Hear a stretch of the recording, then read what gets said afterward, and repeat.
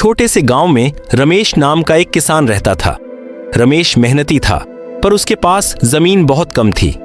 पूरे दिन वह खेत में पसीना बहाता, लेकिन फसल इतनी नहीं होती कि उसका घर अच्छे से चल सके। रमेश का बेटा मोहन अक्सर अपने पिता से शिकायत करता, पिताजी, हमारे पास न बड़ी जमीन है न पैसा, बाकी लोगों की तरह हमारे पास आलीशान घर और गाड़ी क्यों नहीं है? रमेश मुस्कुराकर कहता, बेटा, असली दौलत खेत खलिहान में नहीं, दिल और कर्म में होती है। एक दिन तुझे समझ आएगा। दिन बीतते गए। 1 साल गांव में भयानक सूखा पड़ा। जिनके पास बड़ी जमीनें थीं, वे भी परेशान हो गए। फसलें सूख गईं, तालाब खाली हो गए। लोग अनाज के लिए दर दर भटकने लगे। लेकिन रमेश ने पहले ही अपनी छोटी सी जमीन में थोड़ी बहुत बाजरा और दाल जमा कर रखी थी। उसने सोचा, अगर मैं सब अपने घर के लिए बचा कर रख लूं तो मेरा परिवार आराम से गुजार सकता है। लेकिन गांव के बाकी लोग क्या करेंगे? उसने अपने बेटे मोहन को बुलाया और कहा, बेटा, अनाज को छुपाना आसान है, पर भूख से तड़पते पड़ोसियों को देखना मुश्किल। चलो हम अपना घर खोलते हैं और सबको बांटते हैं। मोहन पहले तो चौंका, लेकिन पिता की बात मान गया। रमेश ने अपने छोटे से भंडार घर के दरवाजे खोल दिए।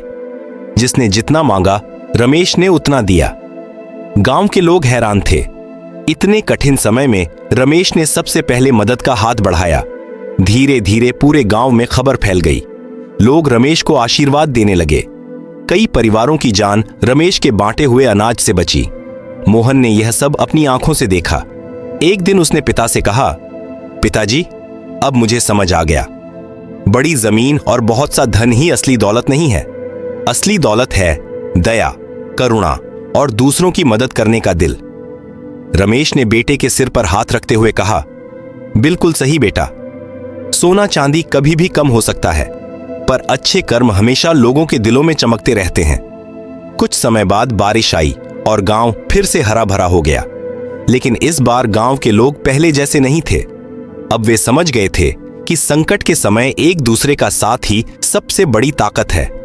गांव में रमेश का नाम हर जगह लिया जाने लगा। लोग कहते, जिसने अपना छोटा सा भंडार दूसरों के लिए खोला, वही असली अमीर है। सच्ची दौलत धन या जमीन में नहीं, बल्कि अच्छे कर्म और दूसरों की मदद करने में होती है।